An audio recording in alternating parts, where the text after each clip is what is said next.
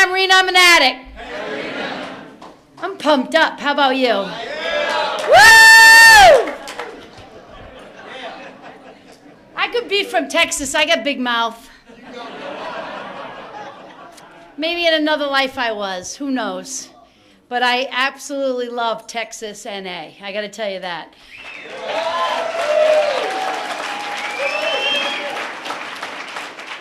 You guys rock. You know how to have a convention. You know how to rock in recovery. And I'll tell you, I do a lot of traveling. Texas is one of my favorite places to visit. And I mean that from my heart. So whatever you're doing down here with your Texas NA, keep up the good work because it's working.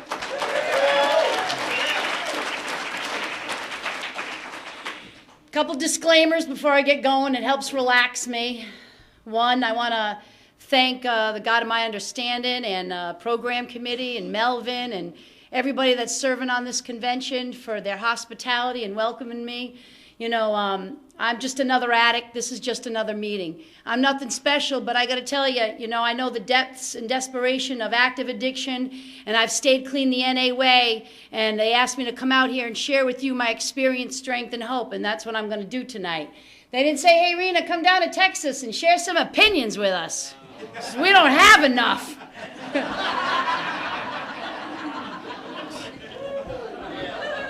We'd be here 3 days listening to my frickin' opinions. And my opinions don't necessarily keep me clean, you know. So I'm here to just tell you how I've done my recovery a day at a time the NA way, because that's the only thing that's ever worked for this addict. The only thing that's ever worked for me is Narcotics Anonymous. The other thing I'm going to tell you is my mother is pretty upset because the last few times I shared, I swore a lot. I mean, a frickin' lot. And sometimes I get all revved up, and the F word's the only adjective that will adequately explain how I'm feeling, what I'm thinking, or what I'm doing.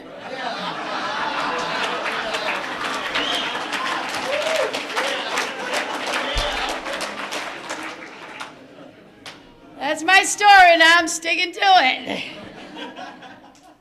So, you know, I'm going to try to keep that at a minimum. I'm actually challenged myself to not drop the F-bomb at all tonight. But if a few of the other minor obscenities slip out, I apologize now. If you need a personal apology because you're offended by obscene language, I'm inclined to give you that too. So if after the meeting you're upset because I swore a little bit, come up and see me. I'll hug. You can call my sponsor, however you want to do that. I give you that. You call my mother, and the two of you can have a conversation about how I should clean it up a bit.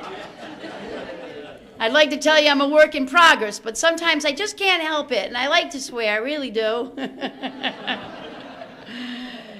And there was one other thing. I can't remember what the heck it was. It'll come back to me. In any event, Melvin did ask me to go on that commitment last night, and I'm going to, I tell you I'm not going to share any opinions. I'm going to share one right now. One of my opinions is I got clean and heard the message of Narcotics Anonymous because of H&I commitments that came into the facility that I was nearly dying in. So when Melvin asked me to go on an H&I commitment, hey, I was truly honored he asked, and I'm obligated to go. My clean date, folks, is October 14th, 1987.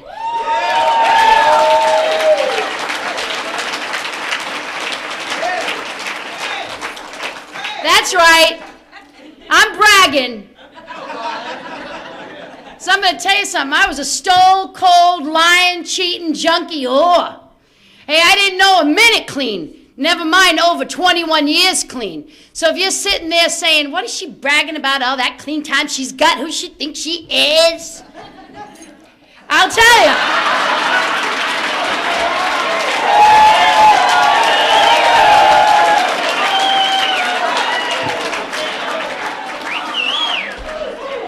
For those of you that couldn't see the sign language listening to this tape, I gave them a universal number 1.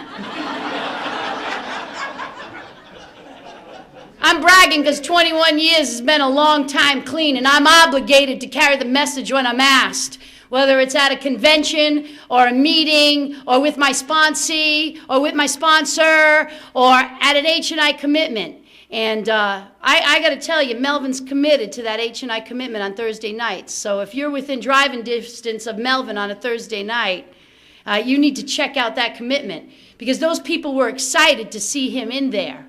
And I'm not here to promote any facilities, because that's not what we do. But I'm telling you, the people in that facility were grateful to see Melvin on Thursday night. And they greeted him like he was a member of their family, because he made a commitment to that commitment. And you know he shows up every week. And they were excited to see him. You know, people are excited when we make the commitment to carry the message of Narcotics Anonymous into a facility where they can't get out to hear it. And they were excited to see Melvin there, and they were happy he brought somebody. And it wasn't about this big old glamorous message I was carrying. It was about people like Melvin caring enough week after week to go in there for an hour or two and to greet them and meet them and show them love and recovery the NA way. So, you know, if you're sitting there on your duff on a Thursday night and Melvin calls you, or someone like Melvin calls you, I'm getting revved up now, an opinion's coming out. I might even swear. So it's Thursday night and Melvin calls about a half hour before that commitment starts. And he says, hey, Mary Lou, can you go on this commitment with me? I got this thing going on. It's over there. And we'll meet me there at 6:30 and we'll go in and carry the message. And you pause for a minute and you say to yourself, well, I just worked 10 hours today. The dog needs a walk to take a poop. The kids need to be fed. The old man needs a blowjob. And I just want to put my feet up. And I'm tired. So what kind of story can I come up and give Melvin right now that'll get me out of this? Right? And you don't go. Because the dog needs a walk and the kids got to be fed, and you're tired because you worked 10 hours that day, because you're paying $1,200 a month in a mortgage on a house that you moved in about 6 months ago, and your old man needs you to perform your wifely duties. I got that one from Melvin, by the way. And you don't go. I'm here to tell you that there may be some lying, cheating, shaking, shitting whore like me sitting in that detox that needs to hear the message of Narcotics Anonymous Miracle of Recovery from you that night, but you're not going because you just don't feel like it, because Narcotics Anonymous gave you this wonderful life that you live day in and day out, but you're too tired Thursday night to go with Melvin to carry the message of that miracle to others. Shame on you.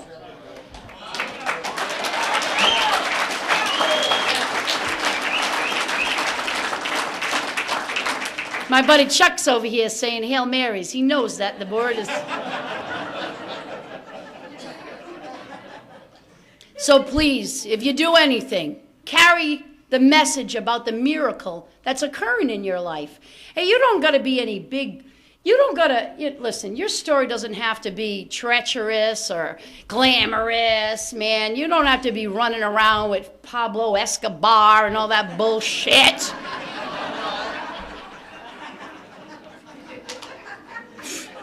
Pablo, I'd have tossed him out like a used hanky.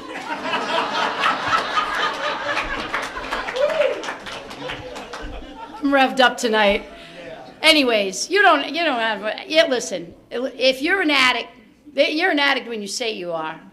And if you're in Narcotics Anonymous, you got the same disease the person sitting next to you, the person up here, the person back there has. So you know the desperation of active addiction. And if you're in Narcotics Anonymous and you're putting a day together, back to back, the Narcotics Anonymous way, then you got a message to carry to these commitments. And I urge you, don't sit on your duffs. You know, go out on those commitments. Go with Melvin on those Thursday night commitments. People inside are grateful that you do. I was grateful that those people came into that facility I was in 21 years ago and carried the message. Hey, and they came in every night, too. And they were glowing. And you know, this program is about attraction, not promotion. And they're attracted by the fact that we make a commitment to carry that in there when they can't go out and hear it. So please, I'm urging you, if there's anything you walk away with tonight, is that instead of performing your wifely duties on a Thursday night, go with Melvin to that commitment.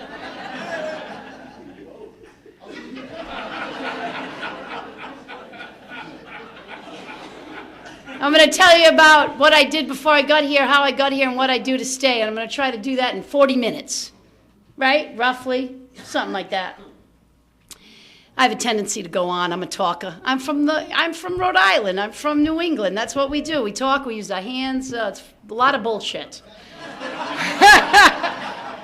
No, but I actually, after 21 years, I pretty much know exactly what the truth is with my story. And I'm only going to tell mine. I'm not going to tell Chuck's tonight or Jimmy's or anybody else. I'm going to stick to my own story.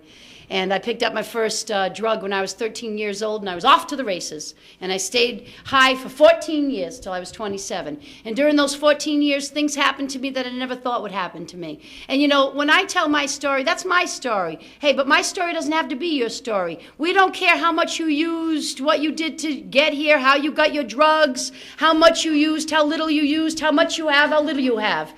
This is listen, this is a Yale to jail, Park Avenue, Park Bench kind of fellowship. We don't care. Don't care who your parents were, where you were born, what color your skin is, what gender you are.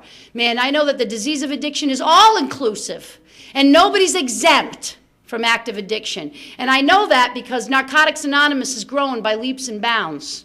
I know that because every time I go to a meeting, there's more people there. You know what that tells me? The disease of addiction knows no boundaries. It's out there to get the human race, and it's doing its job, and we're doing our job staying clean a day at a time.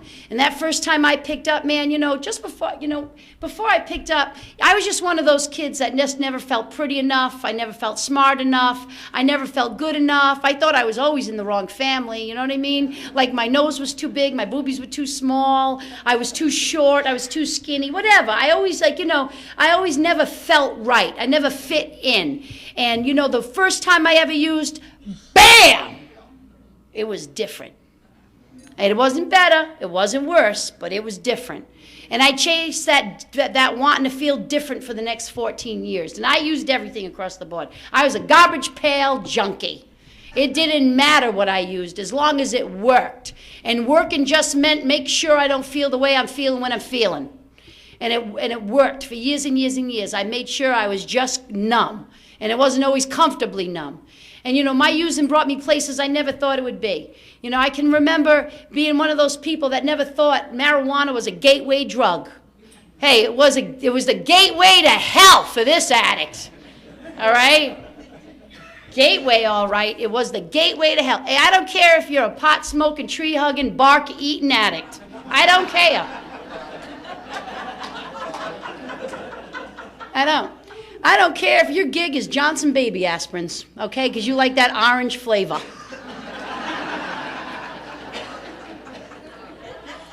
I don't care. Whatever made your life unmanageable enough to get here, I care you're here, and that's it. And you know, the first time I came to Narcotics Anonymous, they didn't really, and you know that I had some bullshit when I got here, right? We'll get there, though. But I know that it didn't matter what I used. I always wanted more, faster, now. I wanted mine and yours, his and theirs. There was never enough. I was always hoarding more before the last hit came. I had a wake-up bag, used it before anybody woke up.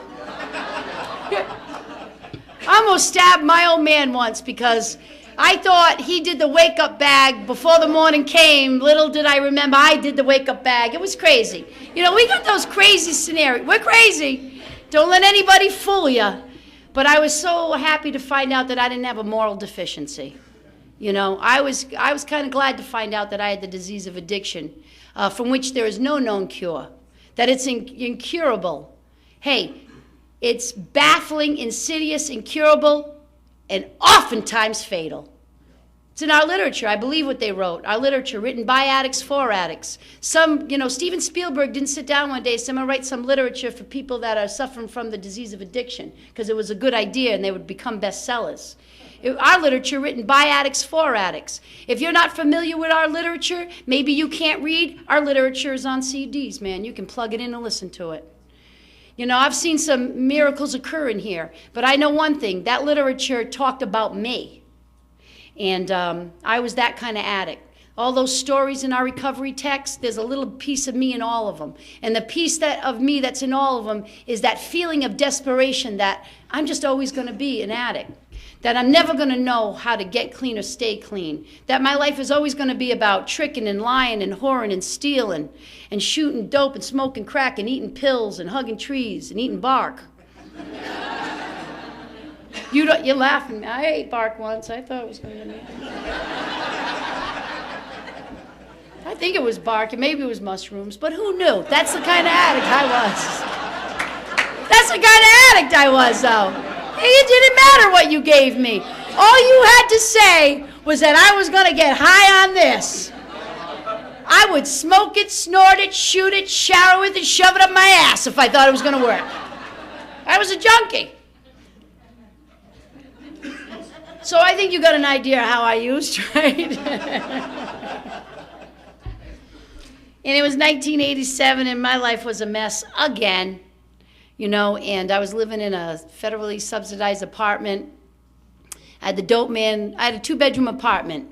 The dope man was living in I was subleasing my son's room to the dope man. I had a diabetic broad living downstairs, Clean Works. I wasn't paying my $5 a month rent on this federally subsidized apartment because that was too much. And I couldn't leave that apartment for the last 2 weeks of my using. I was incapable of a hustle. There was a time in my using that you could buy and sell me for a bag of dope. And at the end of my using, I wasn't capable of doing anything at all. I couldn't leave that house. And the size of my world at the end of my addiction became an area about the size of this stage.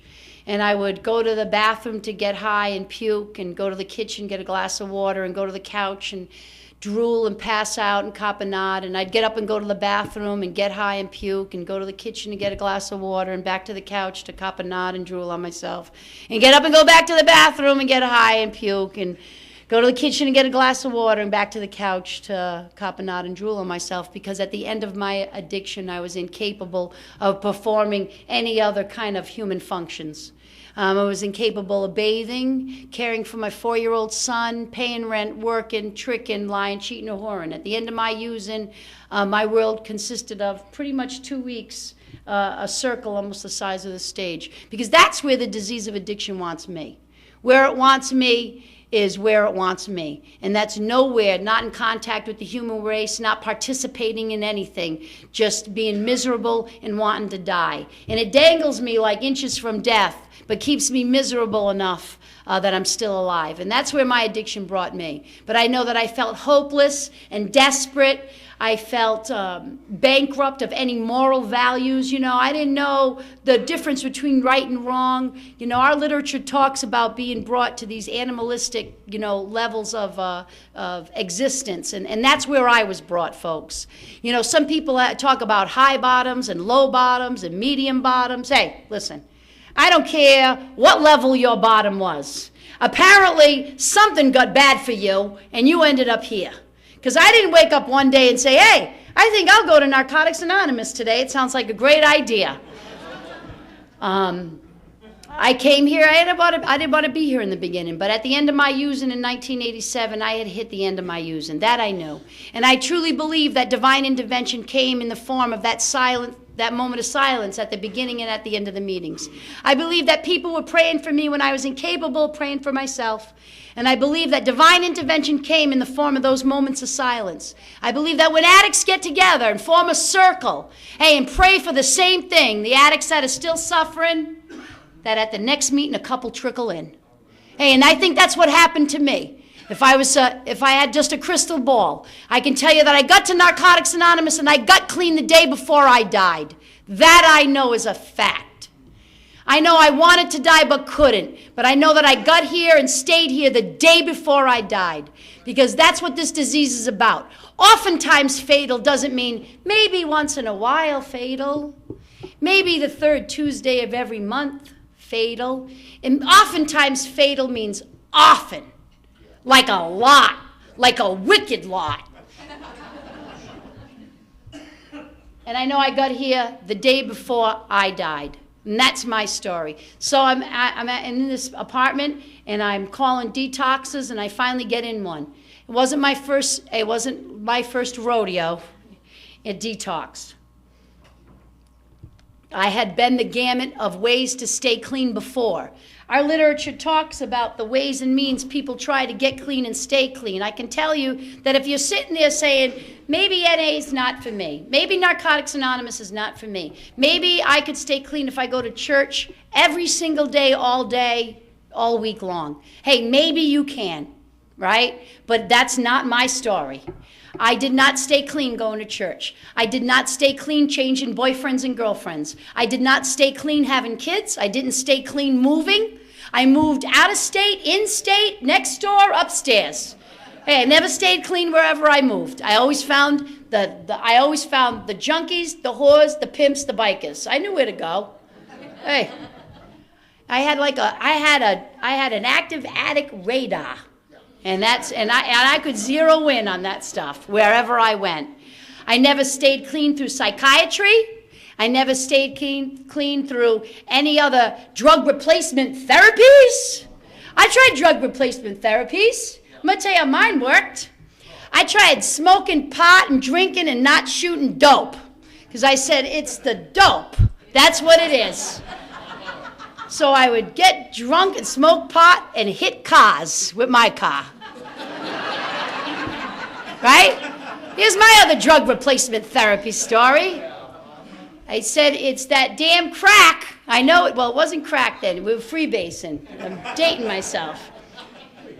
It's that damn cocaine, man. It's crawling around on the floor, smoking everything that ain't a drug. Kitty litter, plaster, right? Rice, breadcrumbs.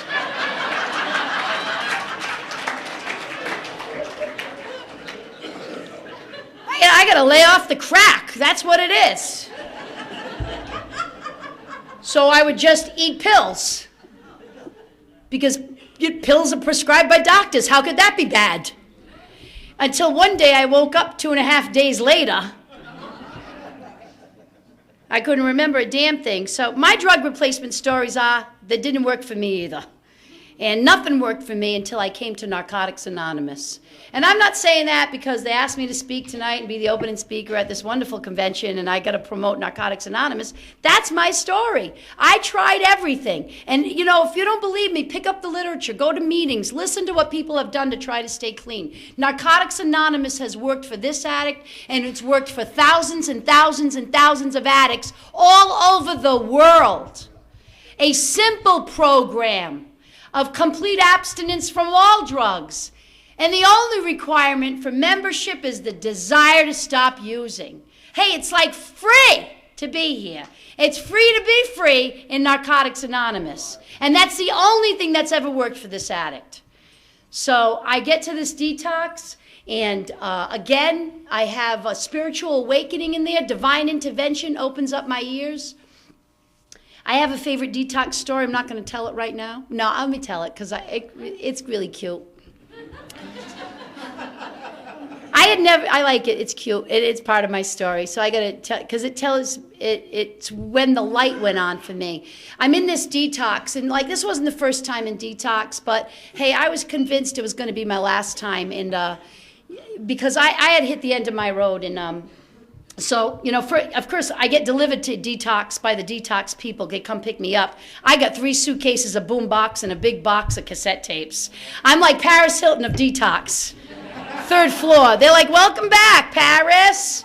Paris probably wasn't even born yet, but anyways, so, and I'm showing up. I got matching luggage, too, because, the shoplifters, you could buy anything from them for $5.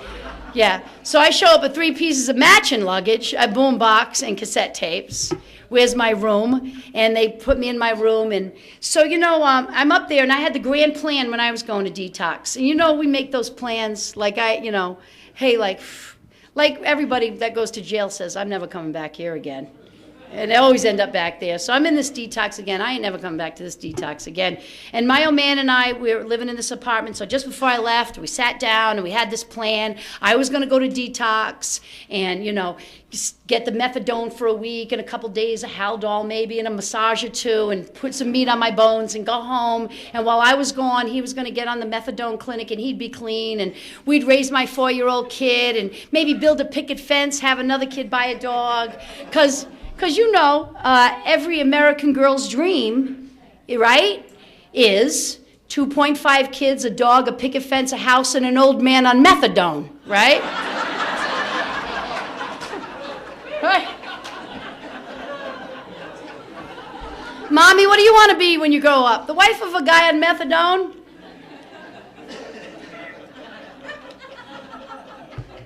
So that was the big plan, but you know something? We make plans, God laughs, because our plan ain't ever his plan, because his plan's always better than our plan, only we don't really figure that out till 20 years later when we look back and go, God's plan was so great.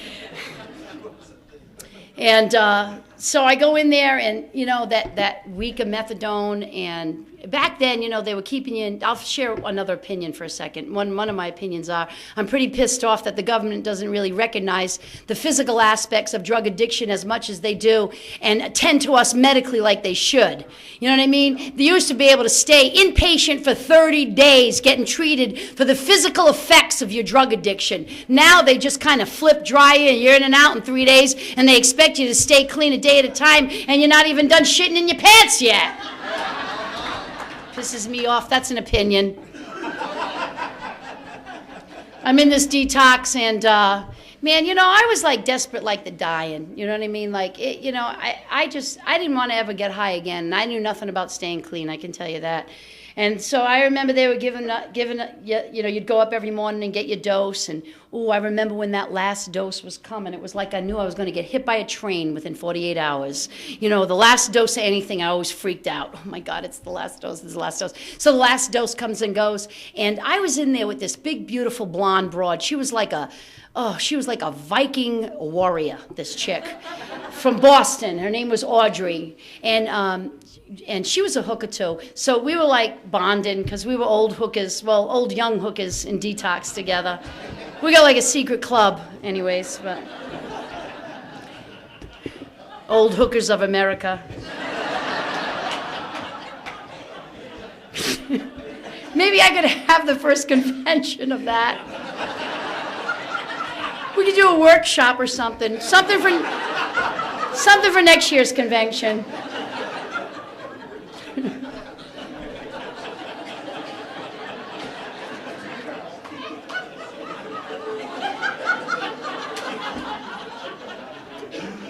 So Audrey and I were in this detox, and we were bonding, and you know, making plans, like opening up a sober whorehouse when we got out, shit like that. My only problem was using. I was always spending all my money on drugs. I knew I was sitting on a gold mine. I was just a way to navigate that into. Anyways, I knew that this whole being medicated and detox thing was going to end for me shortly, and that always freaked me out. And so, of course, the last dose comes and goes, and I start kicking. And you know, to be honest with you, now and then, sometimes I just stay clean because I don't ever want to kick again. You know, so I remember that. You know, so you know, I don't know how you're doing your step work, but I know part of my first step. And part of my second step was writing about the insanity of the physical aspects of drug addiction and how it felt when I was kicking.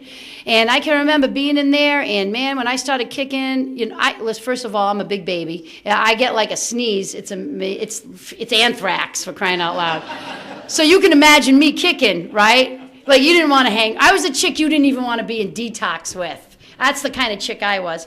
And so anyways, the last dose comes and goes, and I'm like, I'm shitting and shaking and sweating, and my hair hurts, and my knees and my nails and my eyeballs and my tongue, and everything hurts, and I'm crying, and I'm manic, and I'm up and I'm down, and I'm laughing, and I'm crying, and I'm all over the place, and I'm taking jacuzzis and hot showers, and I'm eating, and I'm puking, and I'm running around like a goddamn ping pong ball all over the place. And so I go to Audrey, and I go, Audrey, look at me, I'm a mess. You know, Audrey had 2 years clean in Narcotics Anonymous before she had gotten to that detox. So, I looked at her like she truly knew something about staying clean. And I can remember I'm running around like a goddamn ping pong ball, and I go, Audrey, look at me, I'm a mess. I can't stop shitting and shaking, and I'm manic all over the place, and I'm up and I'm down, and I'm sweating, and my nails and my hair and everything hurts, and what can I do? She says, hey, slow down. Hey, go get on your knees. And I says, oh, Audrey, with who?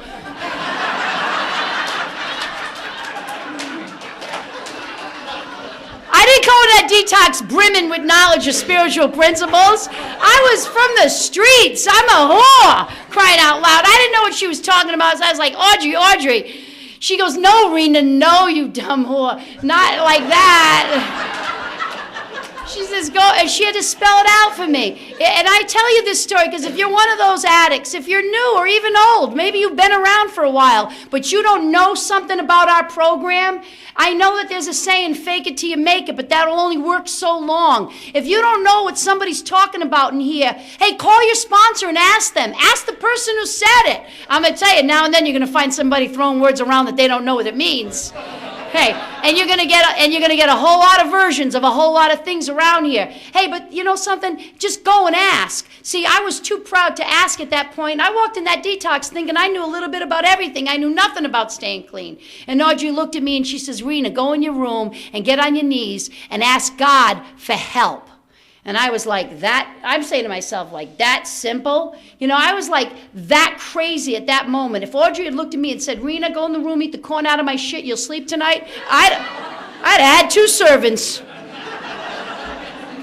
Because I was desperate like the dying. Not kidding. Desperate like the dying. I don't care what. I was like hanging on to every word that she said because I knew she knew about staying clean. She might have been back in detox. Hey, but she had 2 years clean at one time in Narcotics Anonymous, and I knew she knew something about something. God doesn't care how I get the message.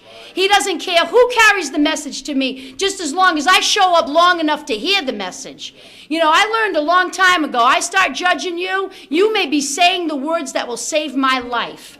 I did a thorough 6th and 7th step, and let me tell you something. I had to make a lot of amends because of my behaviors, because I was judgmental and arrogant, and people would share at meetings, and I'd go, oh, they're not walking the talk. Hey, it's none of my business if they're walking the talk. What is my business is that God wants me to hear a message, and I better start listening to everybody that shares at a meeting. I have to sit up front, folks, because I sit in the back. I get ADD, man. I'm all over the place.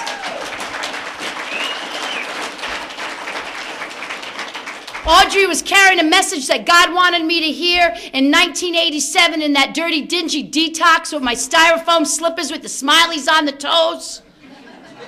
Right? I'll never wear those things again. Saved my life, though, those smiles. But I'll tell you, I went in that room and I did what she told me because I was desperate like the dying. And I got in that room and I pulled the curtains and I locked the doors, I didn't want anybody seeing me getting on my knees. I was a proud whore. But I got on my knees in that detox, and I'm going to tell you something. I got on my knees, I asked for one thing. I said, please help me. I had never asked God to help me for anything that was good for me. I'd always ask God things like, please don't let this be a beat bag. Please don't let there be real bullets in that gun. Please don't let him hit me again. I never really asked God. I asked God for junkie jackpot stuff, right? I never asked him for blessings of a spiritual nature. Because I truly didn't ever believe I was deserving of gifts like that. Heck, I didn't even know they were out there. I was just in this detox. I wanted to stop using myself as a human pincushion for one day.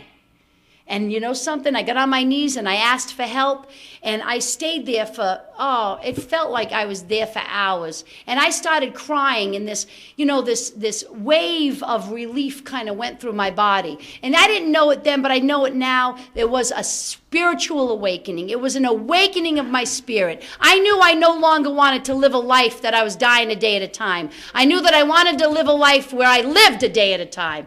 But I also knew that I didn't know anything about how to get there. there and how to do it.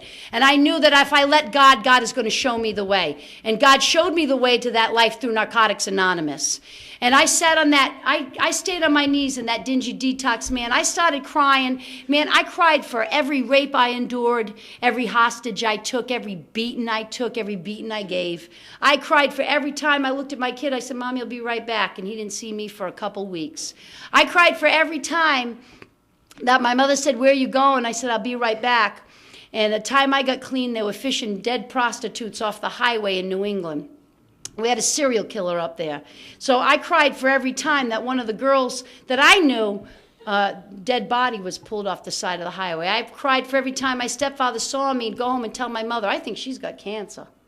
You know, I cried for every time that I hurt others and myself. And I stayed on my knees for what felt like hours, probably 45 minutes, man. But for the first time in my life, I truly felt a wave of feelings and allowed myself to feel them. You know what I mean? And it was the first time that I felt one thing. Hey, I was going to be okay. You know, I'd never felt like I was going to be okay ever in my whole life. I always felt un-okay. And it was the first time in my life I felt like I was going to be okay. And man, I cried and I cried and I cried, and I knew that I was going to be okay. I just had to have them help me, and I know who the them was going to be. Man, I got up off my knees and I pulled that curtain aside and I opened the door to that room and I marched up to that nurse's station and I said, hey, listen, Nurse Cratchit, I'm not going home because I need help. I want you to call my old man and tell him I'm not coming home, and call my parents and tell them to make arrangements for my kids and find me a long-term facility to go to because I don't know anything about staying clean. And hey, how about one more Haldol? I was in the hospital. I was upset. Shit. I just wanted one more. Who am I kidding? And that, my friends, is what I did before I got to Narcotics Anonymous. But I was in that detox, and H&I was coming in. And I already gave my woo-ha to H&I. But let's give H&I another one, shall we? Woo!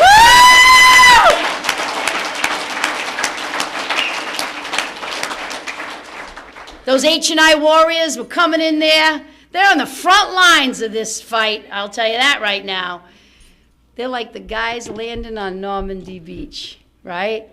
I'm telling you, H&I is the front line of Narcotics Anonymous. And they're out there, and they're carrying the message. And this shitting, shaking, lying, cheating, junkie, whore of an addict was in that detox listening to the message. And the message that they were carrying then is the same message I'm going to share with you tonight.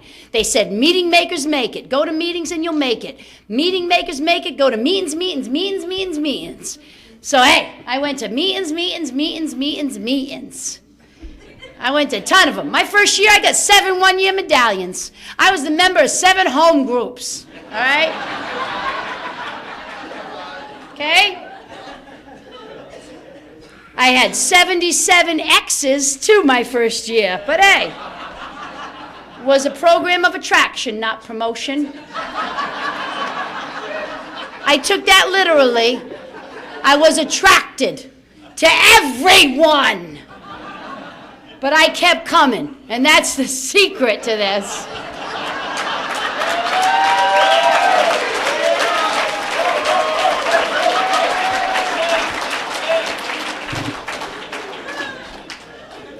I still go to meetings. I got over 21 years clean. I have a home group. It meets on Monday night. It's a step group. It got so big, we have 2 meetings on Monday night in the same building. We got a flat book meeting in the basement, and It Works How Why upstairs. And the halls are full. And I love that meeting. I'm the treasurer there. I show up early, I stay late, I sit up front, because when I'm sitting in the back, man, I'm window shopping, I'm checking out his ass, her ass, their jeans, who's with who. I'm taking inventory in my head. I get ADD. I want to pay attention to everything. I sit up front. I got to sit up front because I got to pay attention. If I get there late and I have to sit in the back, I squeeze up in the front anyways. That's just for me because I got to pay attention because God wants me to hear what's going on. My messages are always delivered to me through people, and I got to pay attention. You know, I wasted a long time in this program. My message, my story in recovery is not about getting here and doing all the right things when I got here. I spent a good 10 years putzing around in here and creating havoc and gathering baggage. And it was a time in my recovery I couldn't go in a meeting without feeling ashamed of myself. So don't do what I did. Do what I say, not what I do. It's what I tell my kids. And damn it, it'll work for you. So meeting makers make it. You know, they said if you don't pick up that first drug, man, you can't get high. Just don't use. It's a simple program. I tend to complicate it along the way. They said get a sponsor. Hey, I got sponsors in this program. Women were sponsoring me my first 10 years. Those poor broads didn't even know they were sponsoring me. You know, I'd go up at anniversary time and go, hey, would you give me my medallion? They'd be like, why? Because you're my sponsor? I am. But I'll tell you why I think a sponsor is essential for me. You know, that very first page, the directions in the flat book says, there's only one real piece of advice they give you when you're using that book, and it says, hey, don't use this alone. It says it in black and white. I believe what I read in the NA literature. Because it was written by addicts for addicts.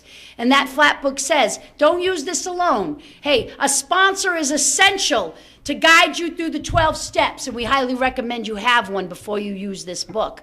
So finally, when I started to wanting to recover, see, because I firmly believe anybody can stay clean. I stayed clean. I stayed clean for 10 years. I started recovering at about my 11th year. Okay?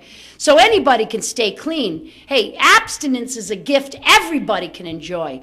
Recovery is the hard part. At least that's what happened to me. So you could sit here all you want and not do anything and just stay clean. And that might work for you. That didn't work for me. Because what happened at about 10, 11 years clean, I wanted to kill myself and others. You know, and that's not how I wanted to live. Because guess what? In 1987, I wanted to kill myself and others. So what was the difference between when I got here and when I was celebrating my 10th or 11th year clean?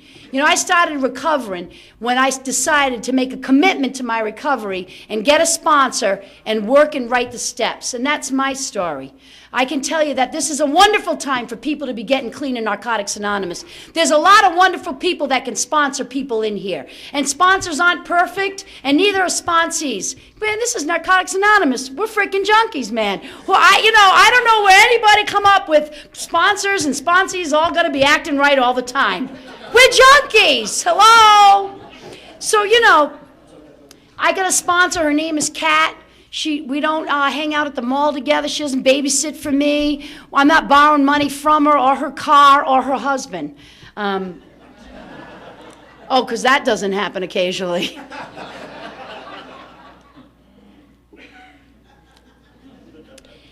I write a step. I call Kat. We make an appointment. We meet together, just her and I. We pray. I share on the steps. She shares her experience on it. We pray some more. We have an intimate relationship. There's nothing about me that woman doesn't know. You know, and I never really had gotten that intimate with anybody. And my relationship with my sponsor is the really first relationship where I learned about relationships. You know, hey, anybody can do the hokey pokey, right? And anybody can hang out. But my first experience on an intimate level with another human being was with my sponsor. And I can tell you that my relationship with Kat has blossomed and developed over the years, that I've taken that relationship and the tools I've learned in it, tools like telling her honestly how I feel about how our relationship is going. You know, there's been times where my relationship with my sponsor, hey, wasn't everything I thought it should be. And man, I would hem and haw and in my mind interview 10 other women that probably should be sponsoring me because she ain't doing it right? Come up with a list, then I make a short list. And then I start praying, and what happened is I'd called an old sponsor asking her to re-sponsor me, and she says, you need to stick with Kat, man. You need to go to her and tell her how you're feeling. You know, my biggest fear was telling anybody how I was feeling, because if I told you how I was feeling, you were going to leave me. Because you didn't want to hear about that. And what happened is, you know, there are times in my relationship with my sponsor that I can go to her and say, hey, listen, here's how I'm feeling. I'm feeling like I'm not, like, really telling you the truth because I'm afraid to connect with you. And I'm afraid you're going to leave me. And I'm afraid that this isn't good for us anymore. And you know, that being intimate and truthful with her has helped me become intimate and truthful in other relationships. You know, I don't know what step it is. All I know is that I read it somewhere in our literature. And it talks about, do you have long-term friendships?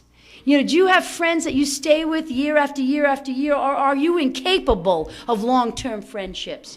I can tell you, I'm capable of some long-term friendships now, because I have learned to navigate relationships based upon the stuff I am learning with my sponsor, like telling her how I feel when I'm feeling it, and conveying that to her in a manner that doesn't come out sideways. And I take that into my relationships with my girlfriends, and I'm in a relationship with a guy right now, and hey, and it's probably the healthiest I've ever been in an intimate relationship. See, because I'm all about fear. I don't know about you, but I operate on fear. I'm afraid you're not going to like me, I'm afraid you're going to leave me, and I'm afraid you're going to betray me. So, you know, I'm operating on the 3 F's. You notice how the big F ain't in there. And those things make me do some crazy, crazy shit. So I have to be right up front with what is motivating me when I am operating on an intimate level with you. And it's usually one of the 3 F's. And my relationship with my sponsor has helped me navigate that.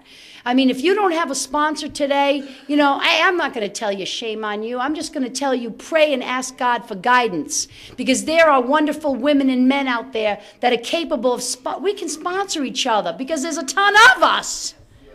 Hey, and it isn't necessarily the person with the most clean time in the room is best for you. You know, I found my sponsor because she was somebody who touched my soul. And I wanted a relationship with the God of my understanding like the one she had with hers. You know, when I heard her share about her God, hey, I wanted to have that kind of understanding with my God. And that's why I asked her to sponsor me. You'll hear, if you go to enough meetings, see, that's why meeting makers make it, because you find sponsors by going to meetings and listening. You can sit in the back, and you can sit on the sidelines, and you can chat or play with your text messaging or knit or do whatever it is you do in a meeting, right? But I'm telling you, I found my sponsor because I was listening at meetings, and when she shared, she touched my soul. When you hear somebody that touches your soul, that may be your sponsor. That may be the one for you. So you got to go to meetings to hear the person share who may be your future next great sponsor. So meeting makers make it. And my sponsors help guide me through the steps. I'm doing this. I've done them, and I'm back doing them again. And when I make an appointment with her, she keeps it and I keep it. See, because that's the other part of a relationship that I never had down pat. That commitment to each other. Hey, listen, I always had plan A, B, C, and D. I was operating under all kinds of other plans. But, you know, so when Kat and I commit to do step work on a Friday night, hey, I show up, she shows up, and that's what we do. We don't say, hey, there's a sale at Macy's, let's go shopping. We do the step work because we're committed to each other to follow through on the commitments and promises we make to each other. You know, I'm not going to go through all the steps with you, but I'm going to tell you, steps 1, 2, and 3 helped me understand the God of my understanding, the disease of addiction, and a way out. Narcotics Anonymous. The first 3 steps gave me a firm foundation in the spiritual beliefs that this program is based on: honesty, open-mindedness, willingness, faith, belief, and hope. Hey, I'm going to tell you, the first 3 steps is where I found that stuff. And I know without that stuff, I wasn't going to be able to go any further. Hey, I needed a sponsor. I needed a belief in Narcotics Anonymous. Hey, I needed to believe like only the dying believe. And I did. And when I was writing those first 3 steps, I wrote about the miraculous ways the God of my understanding has shown up, hey, when I didn't think anybody was going to show up. And it made me believe in something that I couldn't touch, taste, smell, or feel, but just knew was there and wanted the best for me. And God showed up in my life in the form of a loving sponsor and meetings all over the place, and somebody in a meeting saying the right thing at the right time when I needed to hear it, and knowing that I was never alone. You know, there was a time in my recovery, my kids came home and told us that they were molested at school by a teacher. Hey, not what you want to hear when you're clean in Narcotics Anonymous. And I thought I was walking around for a long time, the only addict parent sitting in here with that kind of issue going on in their house. Let me tell you something. A unique addict is in very dangerous territory. Hey, nobody's unique in here. We got unique personality traits. We got unique opinions. We got unique physical characteristics. But trust me, the feelings you feel are not just unique to you only. Everybody's felt them and everybody's lived some portion of your life. And I started raising my hands at meetings talking about wanting to kill people. Hey, I wanted to commit homicide. I wanted to commit homicide. And people in Narcotics Anonymous showed up. And they came up to me and they told me, survivors of sexual abuse came up to me and said, hey, listen, here's what worked for me. And here's what we suggest you do. And that's listen to your children, love them, get them help, and do what you got to do. The ending of that story is we went to the police, the kids got counseling, and he was found not guilty, but my kids are beautiful and healthy and happy. I tell you that story because sometimes we sit here with these secrets and we stay sick because we think we're so unique because we get these big, dark, dirty things occurring in our life, whether it's our past, present, hey, and we don't want to talk about them because they're so taboo. Hey, they keep us sick. And I sat there and it was their issues and my issues. Hey, listen, let me tell you something. I want to stay clean a day at a time, and not only that, I want to get better. I want to get better with everything. And that was one of the everythings I had to get better with. And that was one of the things that God showed up, hey, when I didn't think I could go another step. And he showed up in the form of people in Narcotics Anonymous. They sat through days of a trial, and they sat through the verdict with me, and they held my hand. Hey, and they've loved me and my kids up through the whole thing. And that was quite a while ago. And I hate to tell you, my daughters are 13 and 16 now, man. They're happy, healthy. Nobody's shooting dope, smoking crack. You know what I mean? My son's 25 years old, the product of 2 junkies. He doesn't get high either. So, you know, Narcotics Anonymous is doing exactly what it's supposed to do in my house. Raising kids the NA way. Hey, I'm happy.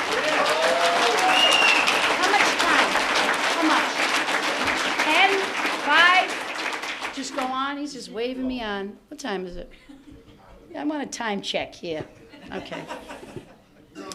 When I got a firm foundation in Narcotics Anonymous and truly believed that I was not alone because I had God and people in NA and a sponsor and a belief and hope and faith, I couldn't move on because I came in here lying, cheating, dope shooting whore, man. And the only thing I changed when I was here was the dope shooting part. I stayed a lying, cheating whore for years in here.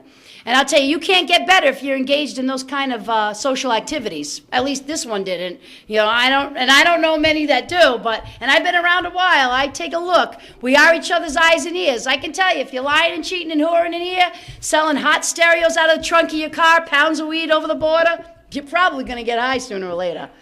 I'm going to tell you, if you don't get high, you're going to end up in jail. And you know, the prospect of going to jail clean is never a good one, but people stay clean. But all I know is I got clean to live free. And I was acting up in here. So what happened is there's a way to learn a better way of life, and that's the 12 steps of Narcotics Anonymous. But I needed to shed my old way of thinking and discover a new way of thinking. I needed to get rid of the garbage I'd been telling myself for years. Because I don't know about you, but all I ever told myself was that I was never going to be anything more but a lying, cheating, stinking whore. You know, I never really told myself much of anything else. I didn't know much about myself when I got here either. See, the disease of addiction dictated everything I did when I was using. It told me where to go, who to see, who to sleep with, marry, live with, what bars I should frequent, what I should wear, what music I'd listen to, what car I drove. My disease dictated every portion of my life, every single day. It told me, hey, all I know is that I needed to use, and it didn't matter where, when, how, or who. I was motivated by getting high, and it didn't matter what I had to do to get there or who I had to do it with. And what happened to me is I lost a little bit of me every time I got high. You know, my story is not I was a social user and became an active addict. Hey, I was a junkie out of the gate. Hey, the minute they opened the gate, I was off and running. So, you know, and that's how I used for 14 years. I got here, I didn't know much about myself. I didn't know my favorite color, my favorite music. I didn't know that I was happy and healthy and free. I didn't know what qualities were good about me and what were not good. Hey, the 4th, the 5th, the 6th, the 7th, the 8th, and the 9th helped me strip away the garbage to discover the glorious woman that was living in this body. The glorious human being that God had created and set free in Narcotics Anonymous. And what happened is I discovered I was compassionate, that I cared about people. And I didn't care what you were going to give me or get me. I truly cared about you. I cared about when you were sad. When you were sad, I was sad. And when you were happy, I shared in that joy. You know, I discovered that I was empathetic to things going on in the world that I didn't have any control over, but that I could do my little piece in my little corner of the world. You know, I discovered that God gave me the gift of humor, and it has kept me alive all my life. And it's kept me from pulling a bullet in my head. You know, the gift of humor that God gave me, hey, has helped me survive, and that I could use that to become the glorious woman He wanted me to be. He gave me the gift of intellect, that I was smart enough that I could go back to school and achieve dreams. You know, God gave me the gift of dreaming big and believing in myself. And I started to discover self-worth and self-respect. Hey, and honesty in all my affairs. Hey, I know one thing, lying was hard not to do. Because I lied about my age. I lied about everything. Hey, I can tell you that, you know, my favorite color is green, all right? I love country music, Motown, and AC/DC. Hey, listen, I love fast cars, fast bikes. Hey, I love my kids. I'm capable of loving them because they're their own little human beings. You know, for a long time, I'm a control freak too. And what I've discovered, though, is that it's tough to be a parent and a friend at the same time, you know? Hey, my kids adore me and their friends adore me. My house is the house that Jill slept over the last 8 nights, I think. You know, I don't know what's going on at Jill's house, but that's okay. My house is the house that's safe, drug-free.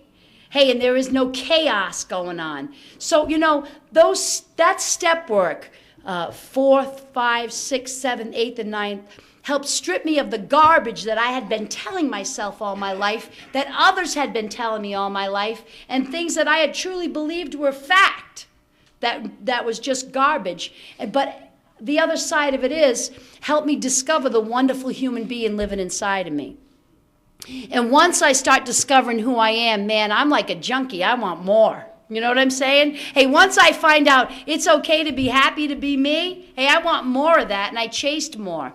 And the only way to keep it is the 10th, 11th, and 12th. You know, every day I've got to take a personal inventory. Did I pray today? Did I talk to an addict today? Did I go to a meeting today? Did I ask for help? Did I help somebody unconditionally today? You know, that's my 10th step inventory.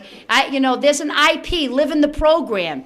If you don't know what a 10th step is, hey, grab that IP just to give yourself an idea of what you should be asking yourself at the end of every day. You know, did you hug an addict today or hurt an addict today? And if you hurt an addict today, did you make amends right away and put extra money in the basket? Because God knows you can buy your way to forgiveness.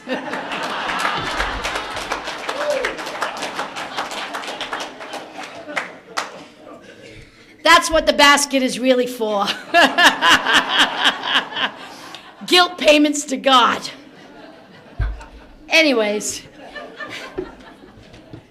And I stay connected with the God of my understanding through an 11th step, through prayer and meditation, taking that time to listen and to talk, and to listen and to talk. And the 12th step is what Melvin does on Thursday nights, taking the time out to go carry the message to the addict who still suffers. You know, I've been given a gift in here, the gift of gab. I talk a lot. And but these people that were coming in on those commitments talked about going to meetings and having sponsors and doing step work. They talked about getting active in Narcotics Anonymous. Let me tell you something. I was a junkie's junkie. I was active in my active addiction. If there was a shipment of anything coming in anytime, I was there 3 days early. I was 3 days early. I'd sit on Jimmy's doorstep and wait.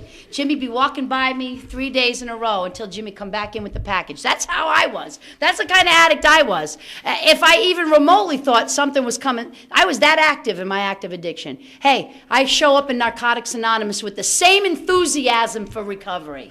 Hey, I go to meetings early and I stay late. I want to know what functions or where. I support Narcotics Anonymous everywhere I go, and in my own hometown and in my own area and in my own region. I don't let all the others do all the work. I got to stop right there. I was going to render another opinion about some of us that had the tendency to sit on our asses and let everybody else set up and break down and clean the ashtrays and sweep and serve on convention committees and all that. I was going to talk about how there's so many of us, we should all be so involved that everybody be doing service work and everything would get done right away. But I'm not going to go down that road.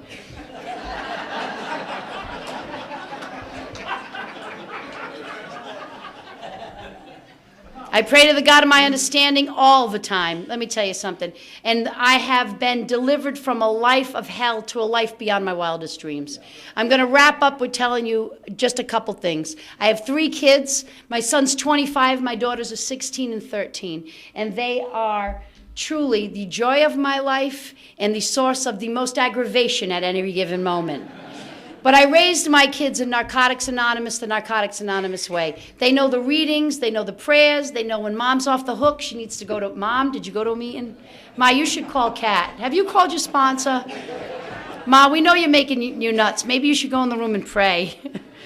So my kids have grown up the NA way, but more importantly, my son was the product of 2 junkies. He should be shooting dope. He's 25. I was already strung out and had 2 methadone clinics and a detox under my belt at 25. He's not, because we've broken the cycle in my house. And I say we, I don't say like me, I mean we like Narcotics Anonymous, because we're in the miracle-making business.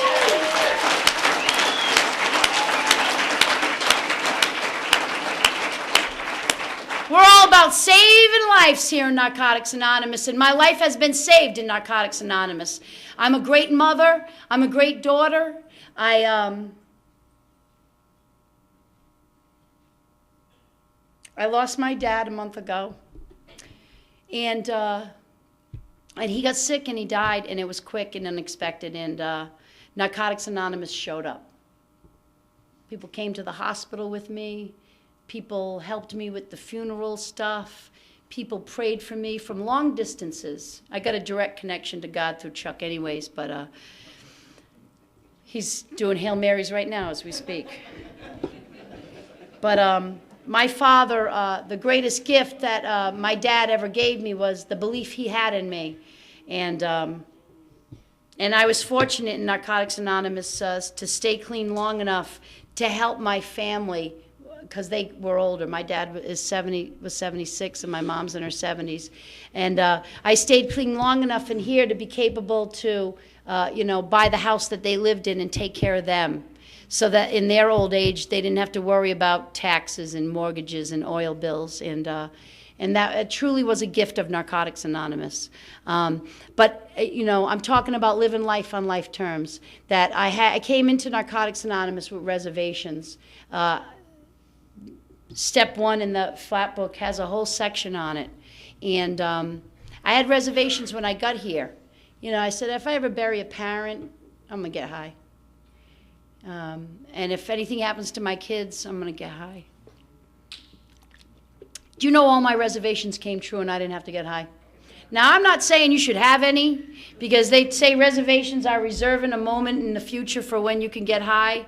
And I'm telling you right now, though, it seems like I said, you make plans, God laughs. I had these plans, God was laughing.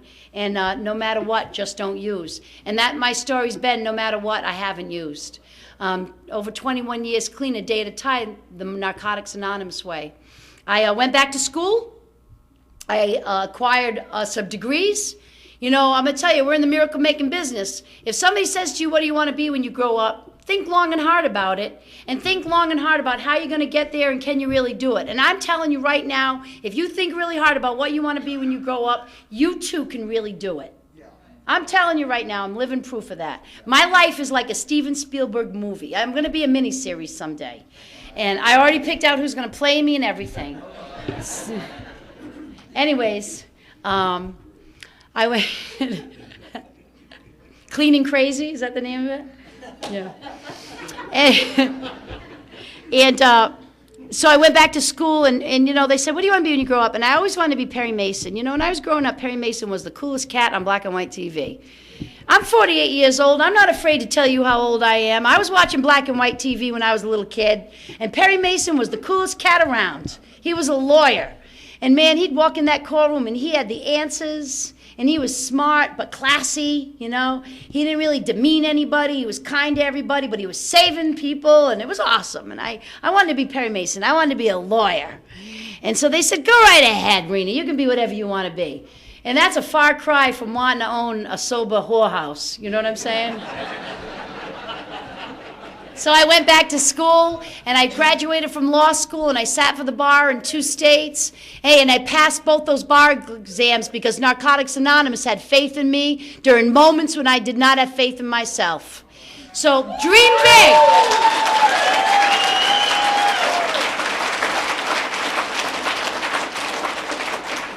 Dream big, Narcotics Anonymous, because if lying, cheating, dope shooting, junkie whores can stay clean a day at a time and go to law school and open up their own offices and paint their name in big letters on a glass window, hey, anything can happen in here.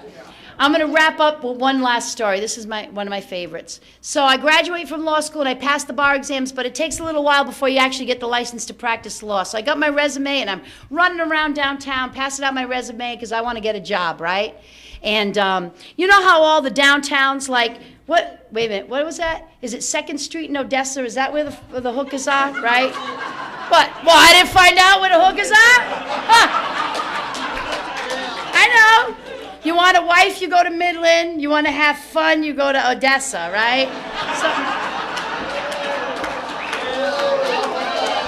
I just share what I heard. So you know how you got those streets like 2nd Street, right? Well, in downtown Fall River, they got Bedford Street, and it was the hoe stroll, and all the bars, and that's where we all were back in the day. And I was working for John, right? John, get it? You got Johns down here on 2nd Street. There's Johns in the room, I'll bet. That's for another workshop, boys.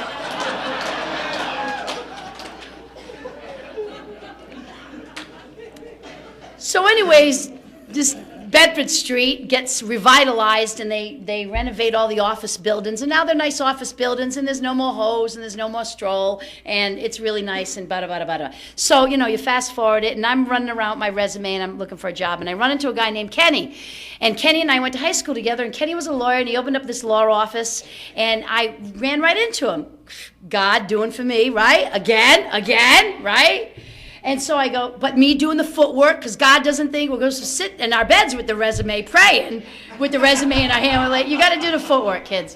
So anyways, so I was like, Kenny, man, I just graduated from law school. I'm waiting to get my license, yada, yada, yada. He says, you're never going to believe this. I just opened up an office over there on 10 Purchase Street, right on the corner of Purchase and Bedford, up on the 3rd floor. Why don't you come up tomorrow? Blah, blah, blah, blah, blah. I go up there the next day. We're talking. He hires me. He says, he had 4 offices completely renovated with the luxurious maroon carpeting and the big windows with the oak beams. Oh, this was big time, right? And I'm like, wow. And I look around and I say, so I'm going to take this office. And it's a corner office, 3rd floor. And you could see up to the north end of Bedford Street and down the south end of Bedford Street. And I'm like living large. And I get my furniture. I get a desk and a nameplate and a chair. And, one day it's like 3 weeks later, I'm sitting there and I got my degrees are on the wall. And, God, my name is on the door. And I'm sitting there and I'm going, I look out one window and, geez, you can look all the way up North Bedford Street. And I look out the other window, and you can see all the way down South Bedford Street and all the pretty little buildings and that they've renovated in the doorways. And I realize that I had gone from working for John on the street level, some years earlier, to working for Kenny up on the 3rd floor of this law office.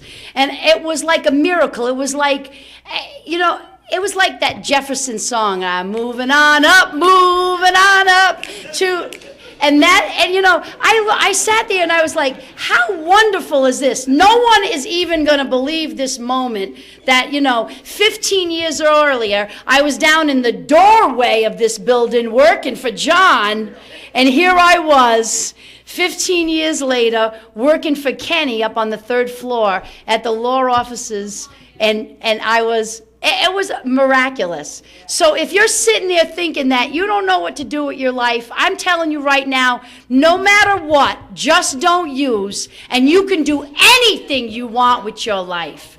Thank you. I'm Reene. I'm an addict.